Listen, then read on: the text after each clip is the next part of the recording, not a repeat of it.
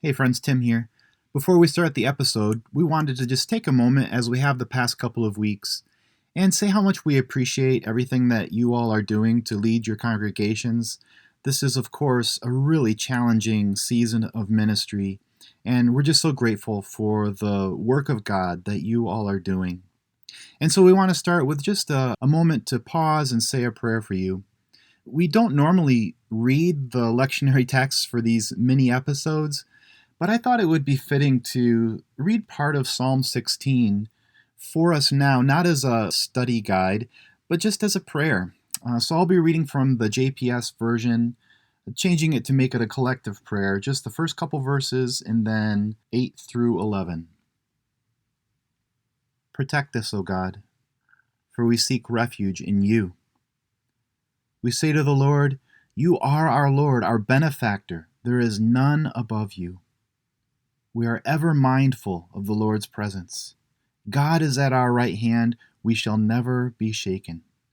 So our hearts rejoice, our whole being exults, and our bodies rest secure. For you will not abandon us to Sheol, or let your faithful ones see the pit. You will teach us the path of life. In your presence is perfect joy. Delights are ever in your right hand. Amen. Blessings to you all. Here's our episode. Welcome to First Reading, the Old Testament lectionary podcast for preachers, teachers, and all other Bible dorks. And if that means you, then welcome home. You're among good people. I'm Rachel Wren. And I'm the other dork, Tim McNinch. Welcome, friends.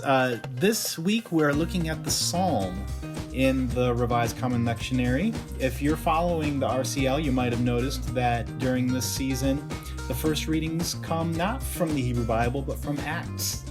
And so we're going to supplement that wonderful New Testament book with some tips for preaching through the Psalms if you'd like to do something a bit different this season. So that means that we're up this week with Psalm 16. So Rachel, you've done some preparation on this and you're going to give us some preaching tips. I just read through it again, Psalm 16, and I think this is going to be a really short episode because there's really not a whole lot to say on this. I mean, it's one of those Psalms that just sort of says everything's great, God is great, and let's move on with life. Yeah. So what would you have to tell us about this? That was totally my impression when I read it reread it for the first time again too. It was kind of like, dang, how are we going to preach on this? Because it's basically like, God is on my side, and because God is on my side, everything is great. And that's like, okay, that's great for you. It might not be true for me, and how do you make a sermon out of that? So I started reading a little bit deeper and looking at the Hebrew, and then I got excited because there is a lot of body imagery in this psalm. And if there's one thing any of our listeners know by this point, it's that I love it when body imagery gets involved in a biblical text. Okay, so I didn't catch that when I was reading through it. What are you looking at there that jumps out at you as interesting body imagery? So when you look at, it's really concentrated in verses 7, 8, and 9. So in 7, if you're looking at the JPS version, it says, I bless the Lord who has guided me. My conscience admonishes me at night. Now, fair warning, dear listeners, there is no Hebrew word for conscience. The word that's there is chiliotai, which means my kidneys. Kidneys is a rare word in the Hebrew Bible. So before I get talking about kidneys, I just want to say a little bit about internal body organs. Tim, finish this sentence. I think with my mind, brain. Yeah. If I'm going to use a body. Yeah. Part, yeah. I feel with my heart, of course. And if you're making like a split-second decision, what do you use to make that decision? Your gut. Absolutely. So we are no different than ancient Hebrews in that when we think about those kind of like internal body organs, they're really important. They do a lot of stuff. They carry a lot of meaning for us. And one of those for the ancient Hebrews was kidneys. Now, Kidneys is not a very common word in the Hebrew Bible. There's a bunch of references to it in like Leviticus, but those are animal kidneys, and those have to do with sacrificial rituals. There's only 13 references to humans' kidneys, and 5 of those are concentrated in the Psalms, and one of them is in the Psalm for today. So, verse 7. But what's funny is when you look at translations of this verse, you will very rarely see my kidneys instruct me. Different translations say my heart instructs me, my conscience, my mind, my thoughts, my reins, which is a really funny word for kidneys that nobody uses anymore. Right. Renal. Exactly, yeah. So it's got that Latin stuff that, makes sense if you know Latin. So for a long time, it was really popular in these verses, these 13 verses where kidneys show up, to translate them as heart. So my heart instructs me, or in the middle of the night I wrestle with my heart. But I've argued recently that that's not accurate. Because when we talk about heart in English, what's the first thing that comes to mind for you, Tim? Emotion, love. Yeah, we see it as the seat of emotions. That's not what's going on in the Bible when kidneys are being talked about.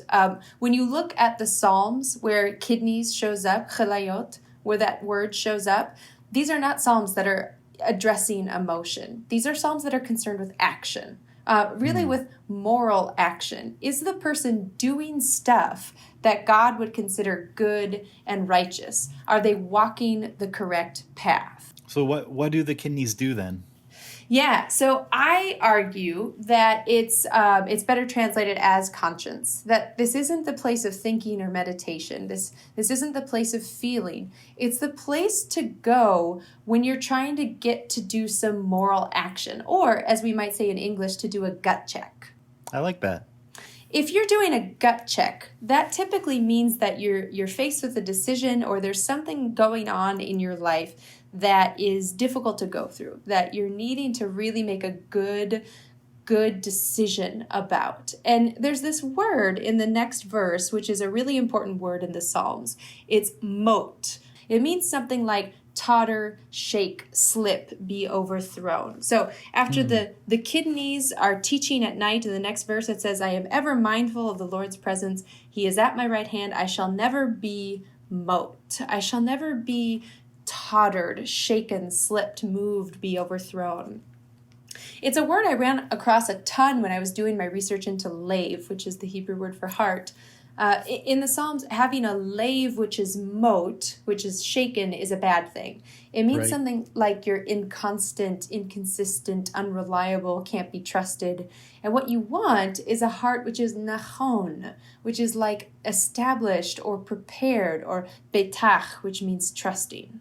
So you can see that, like many Psalms of praise, this one kind of sounds boring on the surface until you really start listening deeply to it. And I'm not even actually talking about body imagery in the Hebrew necessarily there. I'm just talking about paying attention to the Psalm. It starts out, that first verse, very clearly in the need of help.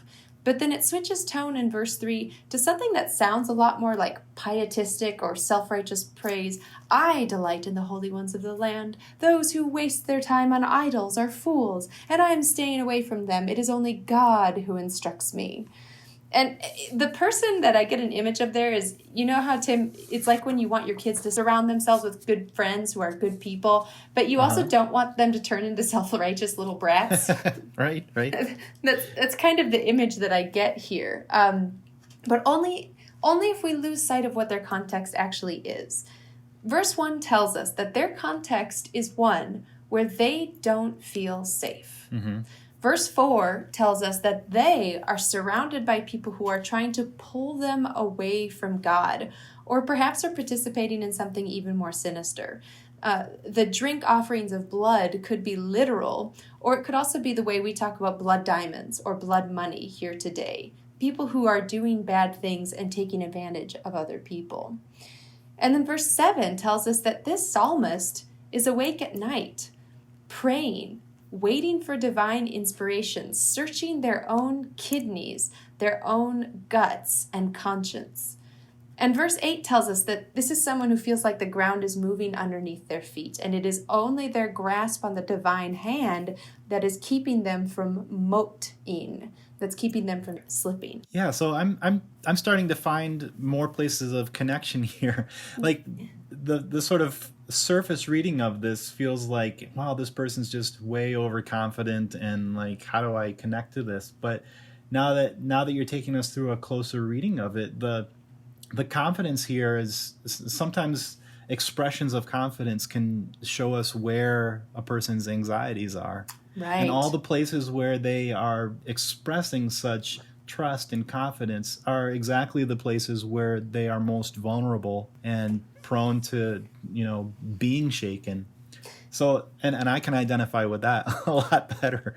Yeah. Of that anxiety and vulnerability and needing access to God in those kinds of moments. I could use a psalm like this. Yeah, exactly. I mean, this is the way I kind of picture this psalm after reading through it a few times is that moment of pacing outside the hospital room where you're whispering yourself something like the serenity prayer, not because you particularly feel serene, but because clinging to those words keeps your hope from from slipping. Lord, give me the serenity to accept the things I cannot change, the courage to change the things I can, and the wisdom to know the difference. And then, kind of the correlation to that would be Psalm 16, verse 9. So my heart rejoices, my whole being exults, my body rests secure. It's almost like you say these things to invite them into yourself, to make them happen in yourself at a point in time where you're really struggling to actually have them. Yeah, that really makes a lot of sense. I feel like I'm getting to understand the psalm quite a bit better.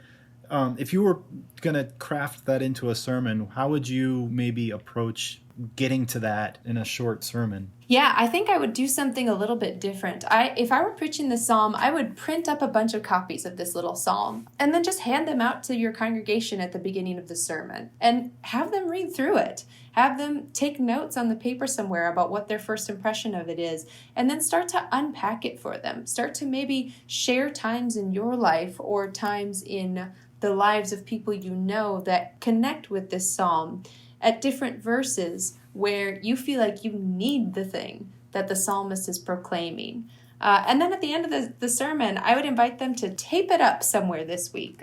My favorite place is to encourage people to tape it to their bathroom mirror. So when they're brushing their teeth, you're always seeing they're kind of looking at Facebook or staring at yourself and wishing you didn't have to stare at yourself, or your refrigerator, somewhere where you're going to see it and you can read it to yourself. Invite them to use this psalm as an encouragement for those times when the world feels like it is moat, where it is slipping away, so that by living in this psalm, they can feel, even in the midst of those moments, they can feel themselves being held strongly in the palm of God's hand. And as the psalm finishes, they can more easily see the path of life that is laid out before them. Wonderful. Thanks for helping us to see more clearly how this little psalm connects so profoundly with our actual experience. Absolutely. It makes it a much more human psalm in finding those places of connection. All right, well, friends, that brings us to the end of another episode. Here comes the perfunctory invitation to check out the rest of what we have going on over at firstreadingpodcast.com and to subscribe to the podcast so you get episodes the moment they drop. We're looking forward to being with you next time, and until then, I'm Tim McNinch. And I'm Rachel Wren. Happy preaching.